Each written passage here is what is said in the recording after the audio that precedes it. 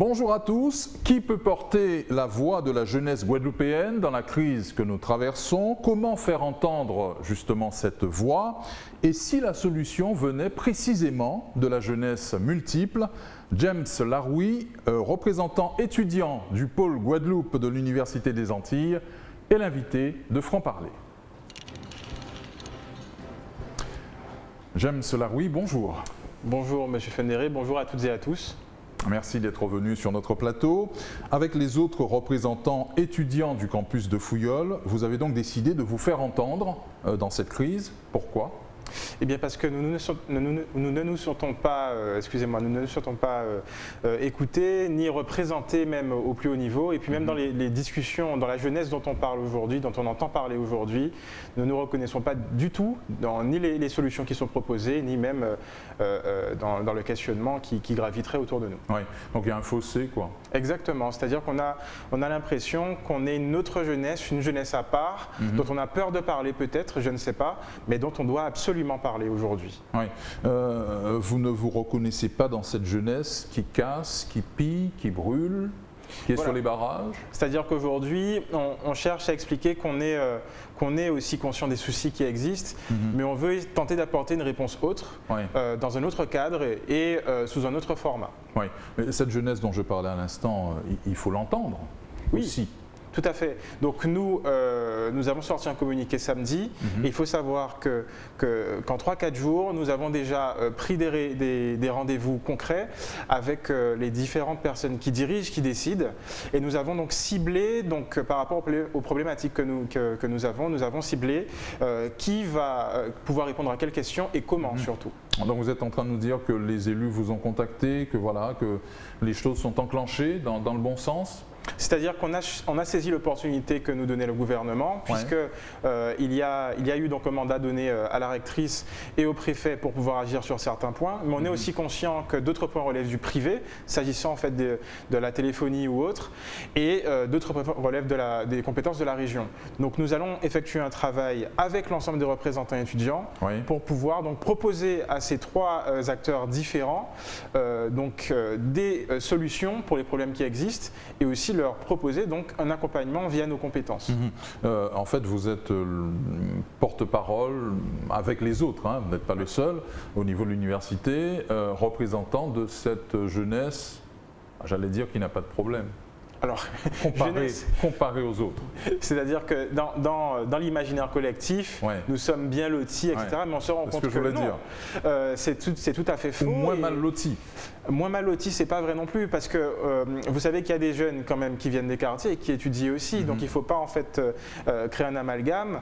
Je crois que toute la jeunesse a son importance, mais que nous aussi, quand on entend dire qu'on a besoin en fait d'un directeur de l'ARS qui soit de Guadeloupe, quand on veut que les dirigeants des grandes institutions publiques soient donc originaires de la Guadeloupe, on est clairement légitime quand on se demande mais que faites-vous pour aider ces jeunes à devenir des futurs cadres de demain, à devenir les futurs dirigeants de demain? On a un directeur général du CHU qui est de Guadeloupe et pourtant, ce que ça donne, hein. Alors, donc chacun Est-ce que ça donne envie, ça? Est-ce que ça donne envie, justement, d'occuper des fonctions importantes en Guadeloupe? Bien sûr, donc vous avez des jeunes aujourd'hui qui ont envie, qui ont pour ambition d'occuper ce genre de poste. Après, nous, on voudrait aussi que ce soit des jeunes qui soient formés ici. N'oublions pas en fait qu'aujourd'hui, la majorité des cadres a dû, parce qu'il y avait donc un problème structurel au niveau du pays avant, a dû donc se former ailleurs. Mais on a la potentialité aujourd'hui, avec les gens qui peuvent en fait produire en fait intellectuellement un cadre de formation qui permet de se former en Guadeloupe. On voudrait que ça se fasse, qu'on puisse aller au bout de nos études et qu'à la clé, à la fin, on puisse occuper des postes de direction ici.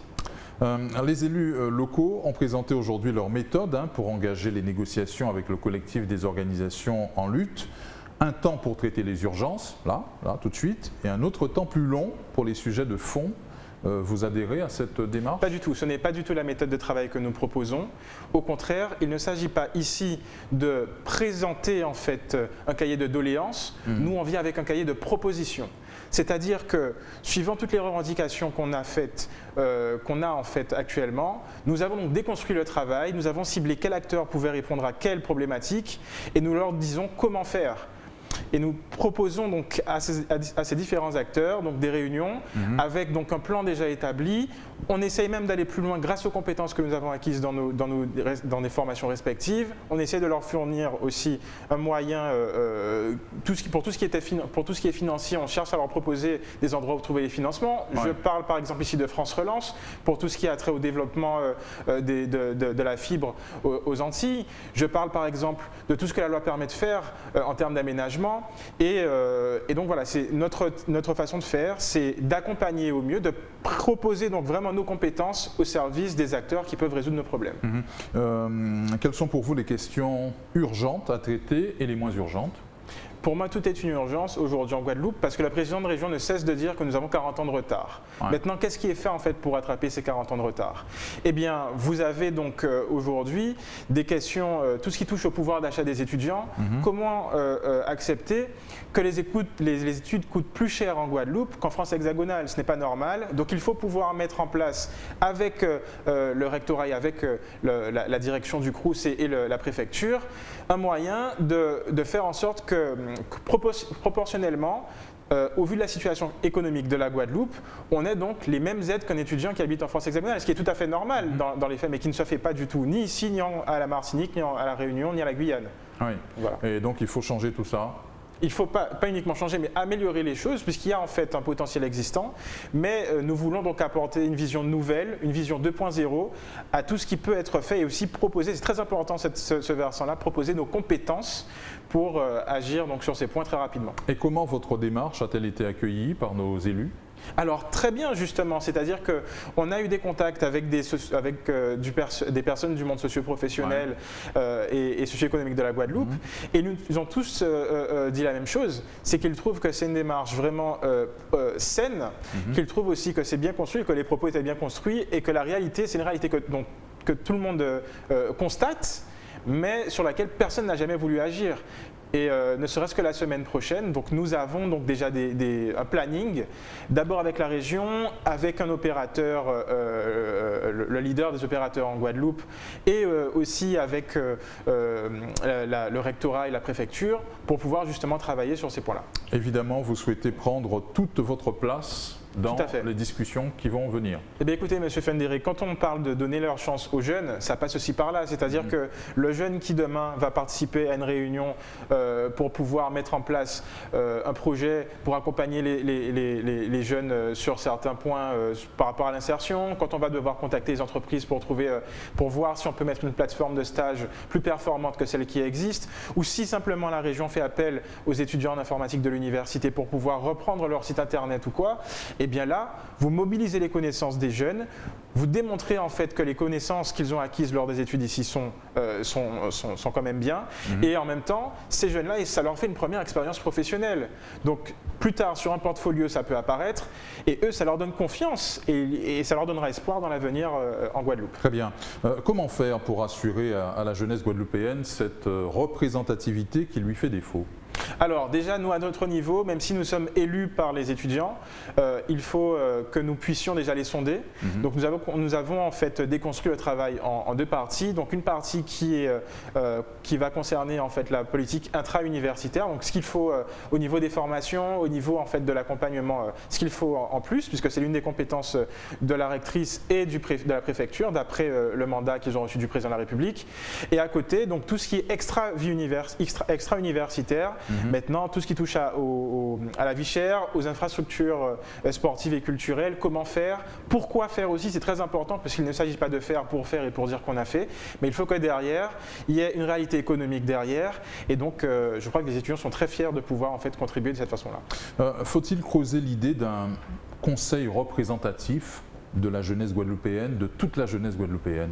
Est-ce que pour vous, ça peut faire sens? C'est des choses qui ont déjà été mises en place, c'est des choses qui ne fonctionnent malheureusement pas parce qu'encore une fois, nous on ne souhaite pas discuter mais on souhaite agir.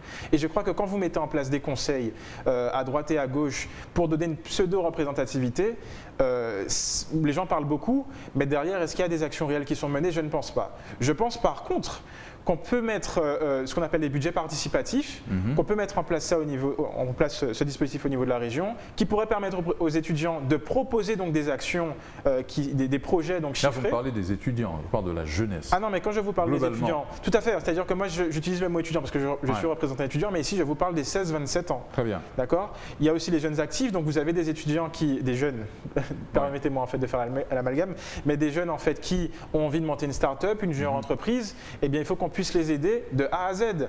Donc aujourd'hui, vous avez un potentiel, on dit partout qu'il faut monter en fait sa boîte, mais comment est-ce qu'on est accompagné? Donc des dispositifs sont certes mis en place, mais est-ce qu'ils correspondent finalement aux attentes des jeunes et aussi aux difficultés qui sont rencontrées sur le territoire? Je ne pense pas. Oui, mais comment rattraper ceux qui sont en marge?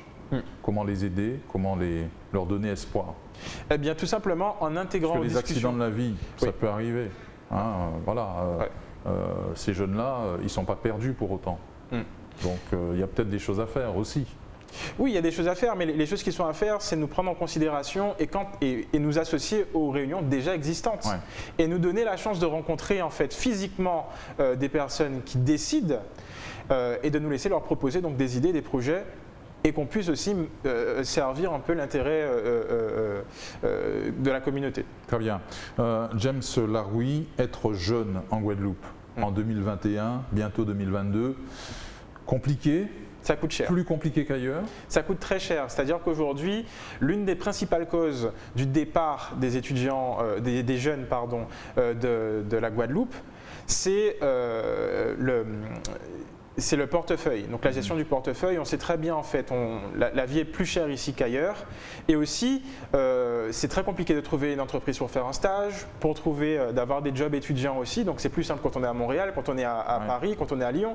En Guadeloupe, qu'est-ce qui est mis en place? Est-ce que vous avez en fait un dispositif qui fait que les jeunes sont mieux accompagnés pour trouver des jobs étudiants, pour trouver des jobs jeunes aussi, des contrats jeunes? Donc voilà. Votre avenir, vous le voyez ici? Je l'espère. J'espère que j'aurai donc toutes les capacités pour pouvoir vivre en Guadeloupe et qu'on me donnera la chance de pouvoir aussi exercer ici. Voilà. Est-ce que vous en avez envie? J'en ai clairement envie. Après, si les choses sont que ce n'est pas possible, eh bien je ne me ferme aucune porte. Vous avez aujourd'hui des Guadeloupéens qui brillent partout. Et c'est dommage qu'ils brillent partout, sauf en Guadeloupe. Donc c'est un petit peu ce que nous disons, c'est que nous avons donc la potentialité pour briller, que ce soit ici ou ailleurs, mais on préférait briller ici. Quand vous en discutez avec vos amis étudiants, qu'est-ce qui en ressort? Il y a ce même désir de rester en Guadeloupe ou bien au contraire, c'est courage, fuyons? C'est-à-dire que vous avez donc une vision qui est un peu biaisée. Donc certains ont envie de s'investir en Guadeloupe, certains ont l'envie de le faire, mais le discours en fait c'est j'aimerais vraiment pouvoir en fait me prouver ce que j'ai à me prouver ailleurs, puis revenir ici quand je serai déjà construit. Ça me gêne fortement parce que ça voudrait dire qu'en Guadeloupe, on ne peut pas se construire et on vient en Guadeloupe que quand on est en fin de carrière ou quand on est tout près de la retraite.